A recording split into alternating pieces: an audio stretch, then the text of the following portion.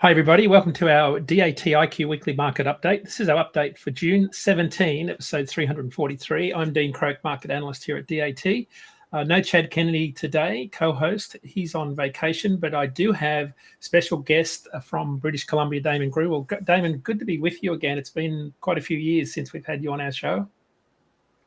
Hey, thanks, Dean. Yeah, it's always great seeing you and always great being back on DAT. Yeah. A lot of people wouldn't remember who you were, or are. So tell us a little bit about what you do up there in British Columbia. Okay. Well, we're one of the larger temperature-controlled carriers out on the West Coast. In comparison to the East Coast, we typically have a little bit smaller fleets because population size in Western Canada is a significantly smaller than the East Coast of Canada. Right. And yeah, to give you context, I mean, Canadian population is almost equivalent to just the population of California as a state. Mm-hmm. And so, yeah, our population does get spread quite thin across Canada.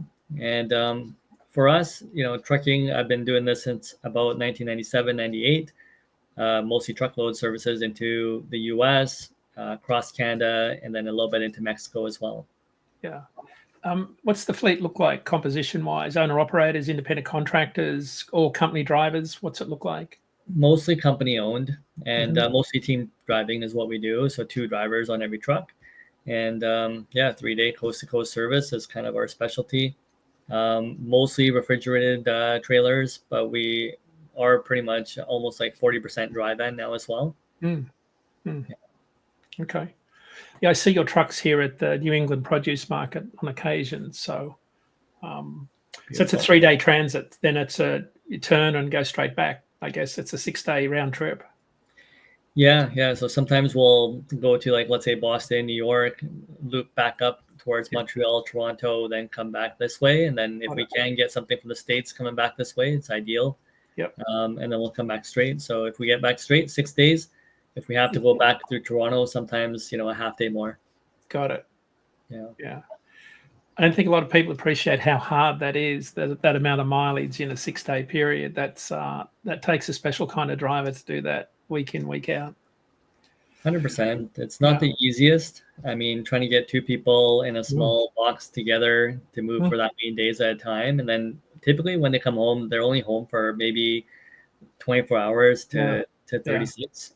And just enough to do the restart, and then they're back out again. And typically they're just catching up on their sleep. Yeah, exactly. Even though you get sleep when you're out on the road, it's different sleep. Sleep in a moving vehicle is vastly different. 100%, yeah.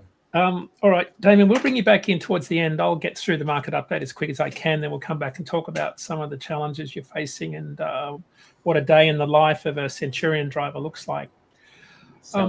All right, so let's get into our market update. Spot rates mostly flat last week. Demand is continuing to move sideways. Load post volumes down about 6% week over week. Market's definitely cooling. I think refrigeration will see a little bit of an uptick in the next few weeks, but shippers certainly have still got pricing power. New rates coming into RFPs are uniformly negative, as we reported last week. Since last week's show, May imports came out. They predictably plunged in May after 6 months of front loading. National TEU imports, 20-foot equivalent unit imports, down 8% month over month, still up about 3% year over year.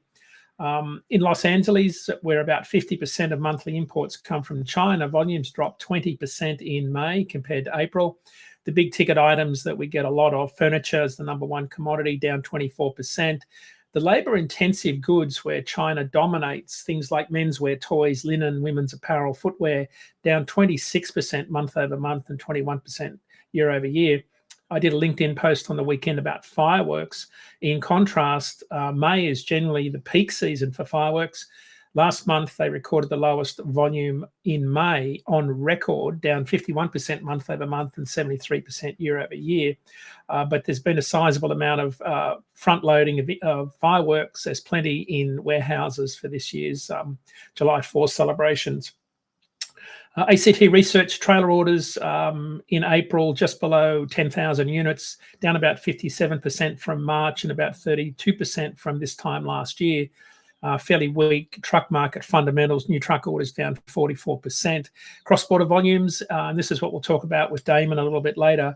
Here on the East Coast, when we look at cross-border volumes out of the Toronto market into the Ohio River Valley, that's about a 750-mile radius. May's truckload volumes have stabilized at about 13% lower than the average monthly volume in 2024, and spot rates are about 5% lower. So a sizable downshift in both volume and rates compared to 2024, given the current trade war that's percolating there. And of course, we're anxiously awaiting any indication retail diesel prices will respond to Friday's 17 cents per gallon rise in the futures contract on the CME Commodity Exchange. They soared Friday on the back of Israel's attack on Iran. Retail prices do take time to react, so we're waiting to see if there's anything that will occur. Some better news this morning on CNBC. West Texas Intermediate oil prices fell more than 4% this morning on reports Iran wants to end hostilities with Israel, down $3 a barrel since Friday, where they were about 70, just under 70 this morning, or about 73 on Friday. This week's market update, the long form version of today's report, will be out this evening at dat.com/market update. So let's start with our load to truck ratio in dry van, fairly consistent last week at 5.39. Load postings down slightly, about 5% lower than last year. In the refrigerated market, refrigerated load post down 4% last week, of course, weighed down by lower produce volumes in the spot market. According to the USDA, fruit and veg volumes in the 17 growing regions were down 9% last week, following last week's 4% increase. Again, we'll see volumes start to increase through July 4, but nothing like what last year was, or even the year before, which was even better. Refrigerated load to truck ratio 9.12. And lastly, in flatbed, load post volumes were up 10% last week, pretty much along seasonal patterns. Despite these volumes are about 7% higher than last year. So pretty good load post volumes continuing through June. Load to truck ratio down slightly to 24.56. Having a look at our year-over-year look at spot rates, dry van line haul spot rates averaged $1.68 per mile last week. That's excluding fuel. Mostly flat for the third consecutive week. It's about 3 cents a mile higher than the same period last year. And as you can see on the chart, it's about 1 cent per mile higher than 2023. Also, you can see different colors on the charts this week. I should have mentioned it earlier with the load to truck ratio. We pulled out 2020, 21, and 22 from the data. They are clearly outliers in the broader context of the freight market. So I'm just showing you the more recent freight years that align with I'll use the word in quotes, normal freight market, given how abnormal the pandemic was in terms of the impact. This gives you a little bit more clarity, I think, on what spot rates are doing seasonally. In our top 50 lanes, they averaged $2.02. They were down about a penny per mile, sitting about 34 cents a mile higher than the national average. That's our top 50 based on volume. And in our 13 key Midwest states, which accounted for 44% of loads moved last week, they were down 3 cents a mile last week to $1.87. Loads moved were down 4% also in the 13 states. Lastly, in refrigerated, national average reefer spot rate had a modest increase of about 1 cent per mile. It was up to $1.98, slightly below last year's figure, but falls about 10 cents per mile short of where 2023 was.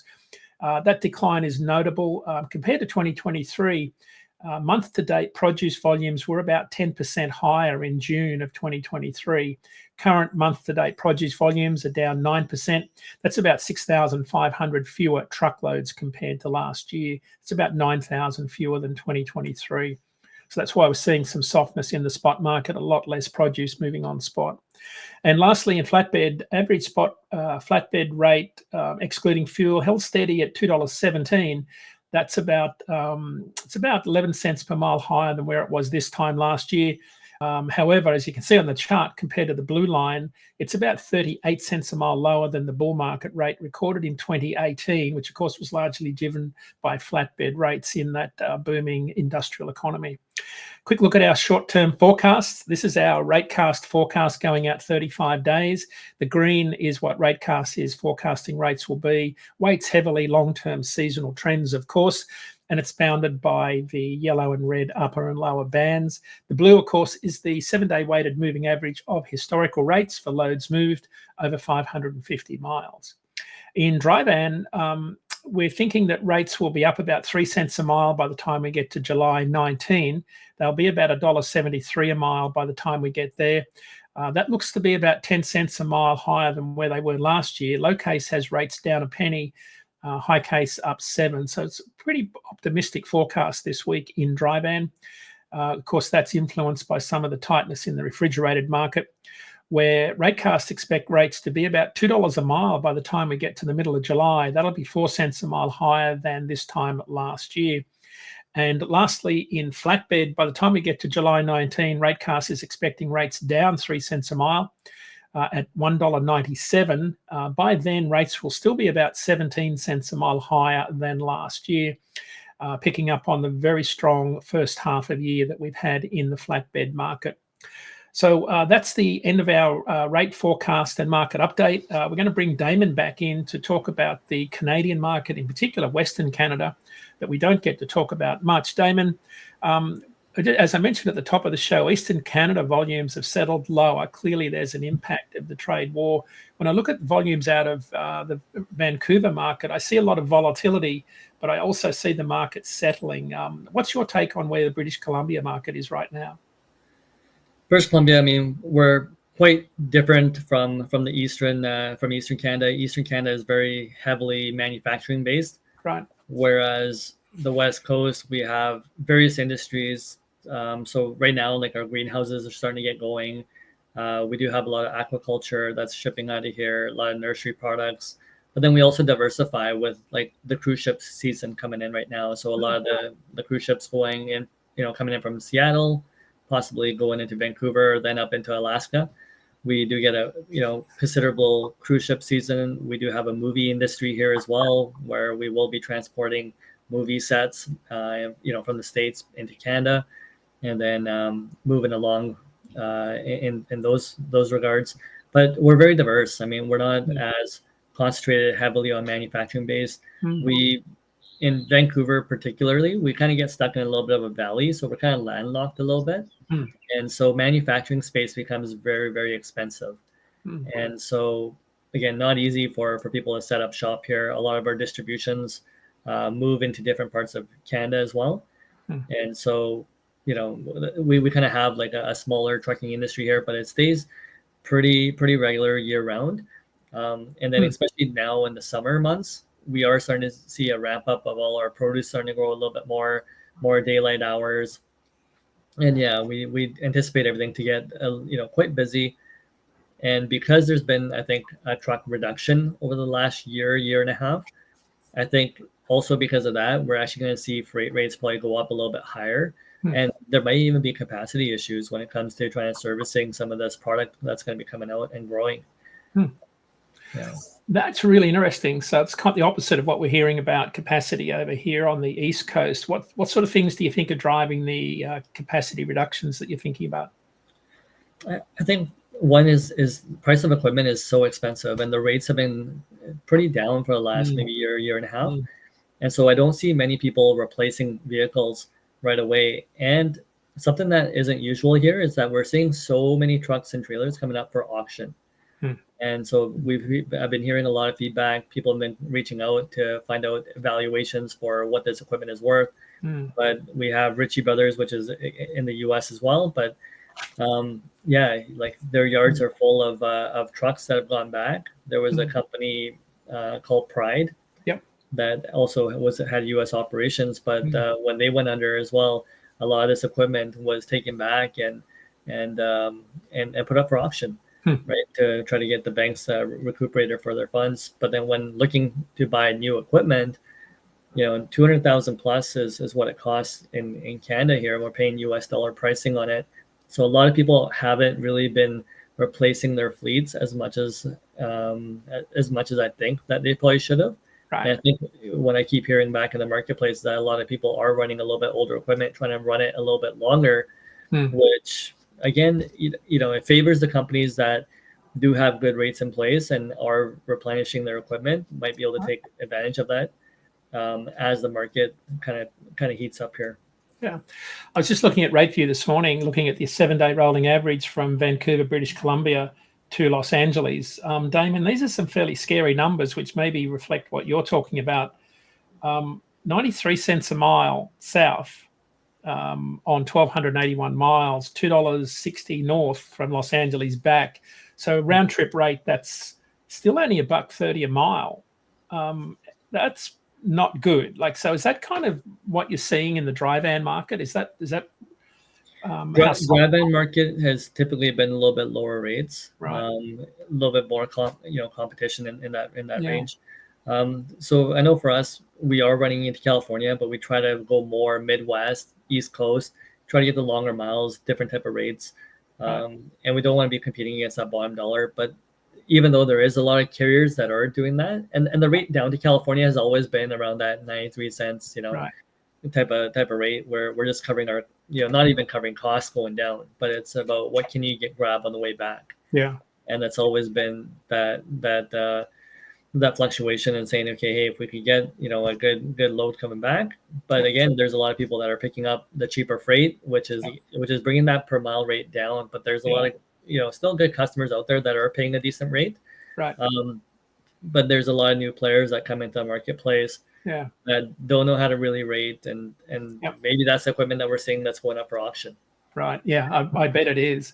I'm just looking at reefer rates. They're up around $4,500, including fuel. So that's northbound out of Los Angeles to Vancouver. So it's paying about $1,000 or more per load, reefer versus dry van. But I'd imagine it's a little bit better out of Fresno, where you've got produce season starting to produce some decent volumes there.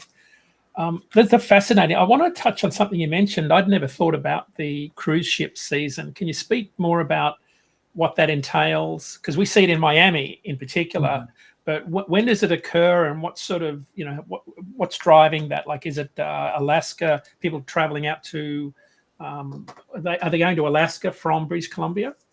Yeah. So we also have a lot of like U.S. ships that are coming up here as well. Some of the Disney cruises come up here, then it'll be a stop off. But anytime any ship is stopping off at one of our ports, it's about how do we replenish all the food. Right. And we've done stuff like bring in toys for Disney to replenish toys, or we've actually taken life jackets from New Jersey to go to Alaska, just because, whether it's a safety check or something. But the cruise ships always, there's an abundance of produce and food products that need to get into these ships to be able to feed all these people. And so Vancouver has a very big kind of a cruise season, which is in the summer months mostly. But when the weather's nice up in Alaska, we do get, again, people traveling over here and enjoying Vancouver, as well as the cruises going up into Alaska. But those ships are coming in from, could be from California, could be coming in from Seattle. Right. So we have various companies that are coming in here. I was on a cruise with a senior guy from one of the big suppliers of Alaskan pollock to McDonald's. And he was saying they bring it from either Seattle or Vancouver and basically ship it all over the country during Lent. The data point he shared with me was about a quarter of fillets of fish get sold during Lent, but a lot of it comes from Alaska. It's Alaskan pollock. Do you get any of the benefits of that into Vancouver, or is that primarily out of Seattle? Yeah, we do also get some people that are bringing in fish from Alaska. So we have Prince Rupert, which is just a couple hours below Alaska as well. And so both of those are pretty heavy for seasonal fishing. And again, summer months will have a little bit of a peak and a rush of that fishing season that comes in. But again, it kind of lasts for about 2 months or so, 2 to 3 months, and then again, it's we do get a lot of trucks going into that area, and then bringing in the fish. And also, even out of like Vancouver and Seattle also compete as well, where we both have a salmon season. And so we're both bringing in those salmons, and it definitely takes more capacity of trucks to be able to take that, and then it has to move right away as well. Now, are you talking frozen, or do you do any live lobsters and crabs, or is it always just frozen? Lobsters and crabs, I think, come out more from the East Coast. Yep. Okay. Yeah, I haven't really done anything on the West Coast. The only thing that we've kind of stuck to on this side is just, again, the fish, right? Anything that's fish related has been more for like what we've actually seen. We haven't actually done any of the lobsters or crabs unless it's from the East Coast, and in that case, they're shipping it in the water.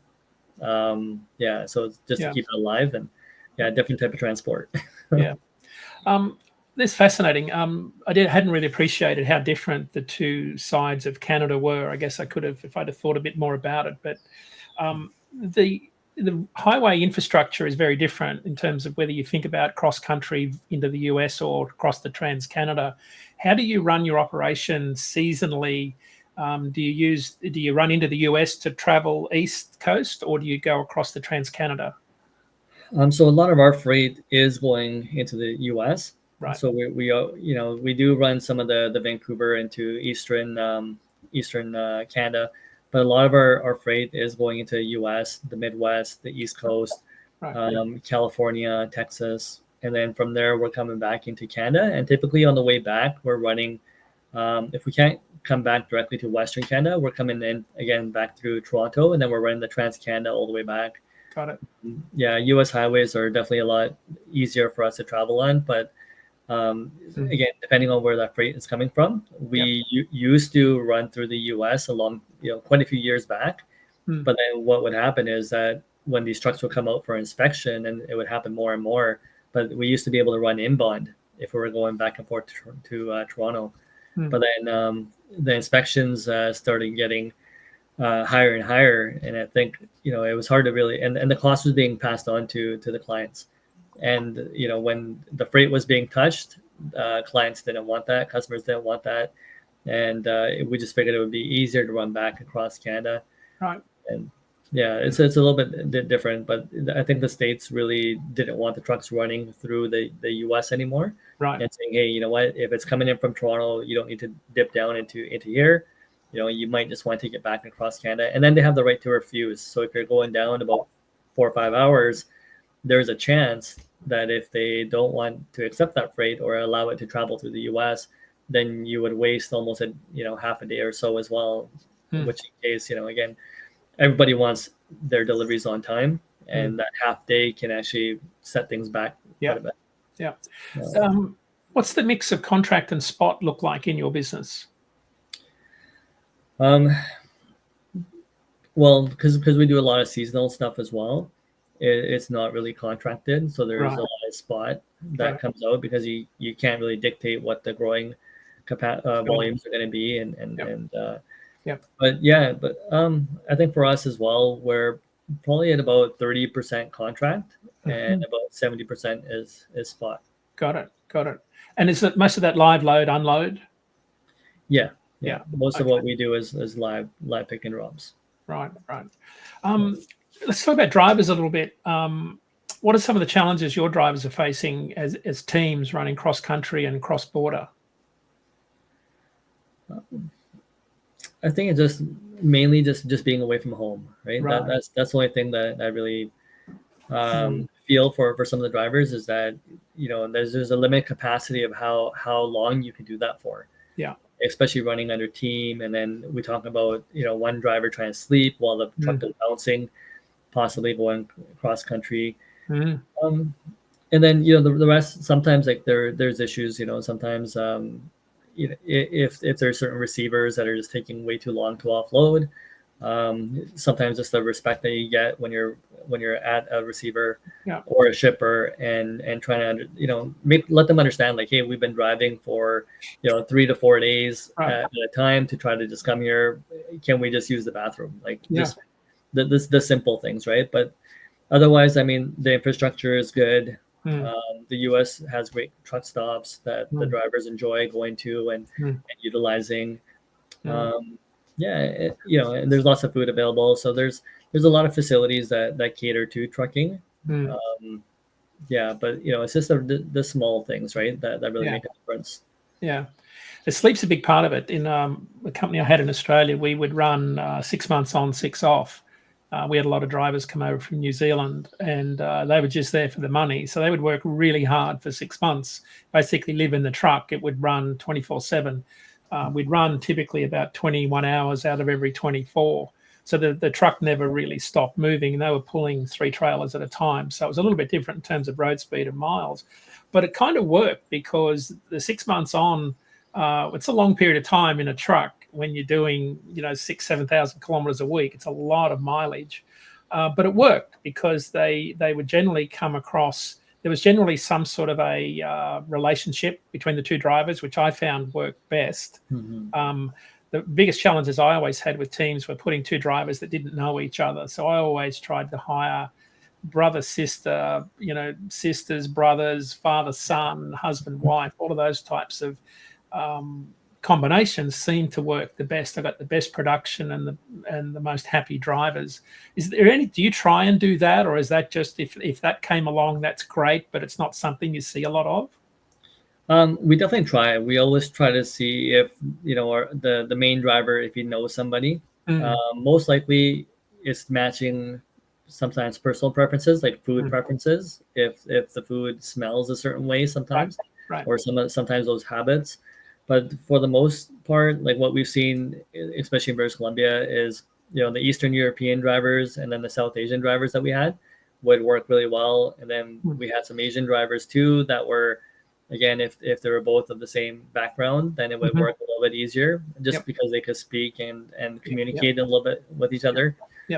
So those type of things made a difference. And then we just looked at how are they living, what type of habits did they have. We always like to get the family drivers into the company, and so that's what I look for is like hey, what's their attitude like? Are they family oriented? Do they believe in teamwork? Or again, there's some people that you could tell that they just don't want to be bothered by anybody. And so you look at that cooperation, and then we typically tell people there's also drivers that come in and say, hey, we just want a specific route. And that's not something that we promise our drivers. We tell them, hey, you got to be flexible. Hey, you're not guaranteed routes to the East Coast and back. You may have to go some shorter routes. Like California for us is a short route. So we say, if you get a California run, then we'll try to put you on something longer next time, because again, drivers prefer the longer miles, and especially when they're getting paid by the mile, they don't want to be going in slower traffic. So the speed limits are a little bit less in California.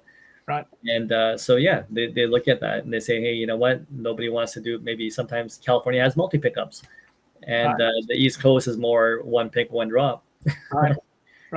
So there's various things that we look for, and then we try to explain to them, remain flexible with us. And similar, like we have to run, like if you're running 6 months out of the year that busy, we're running 12 months out of the year that busy, just because we have to keep the trucks busy. Otherwise, there's a formula, and we tried it even with single drivers. With single drivers, we cannot get profitable on new trucks or new equipment. And so we have to run a team, and then we have to run over 20,000 miles per month just to become profitable in running team drivers. Daman, one of the things that I think a lot of refrigerator carriers miss out on is, or don't pay enough attention to, is the refrigeration motor. What do you do in terms of maintenance? How many engine hours you're running between services? Like, do you carry spare belts? Like, what's sort of your go-to practices with a reefer motor? Yeah, so we're not really carrying extra equipment on board, but we do have maintenance companies that come and service our equipment every time it's back in the yard. So we are getting it back to Vancouver all the time. If it's sitting too long, like sometimes we pick up some of the meats in the US as well, and they'll actually hold our trailers and use our trailers while they're sitting out there. And if it's being used too long out there, then we typically sometimes have problems where we'll have to send service people out in the States and get them done. But typically, like our trailers we're only keeping for 6 to 8 years anyhow. And so a lot of our equipment, we replace it quickly. So we're not having to hold on to old equipment. And again, general servicing, most of the equipment's been pretty reliable. And we don't run into too many issues. And our dispatchers are good at troubleshooting. So sometimes if you do have the battery goes on the equipment, we teach them how to pair it up to the truck so you could actually get it started and moving. So just little tricks and stuff that our dispatchers are very mechanically inclined. And then also our local mechanics will also be in touch with our drivers as well. So if anything happens temporarily along the way, then we're able to kind of troubleshoot and make sure that they keep going.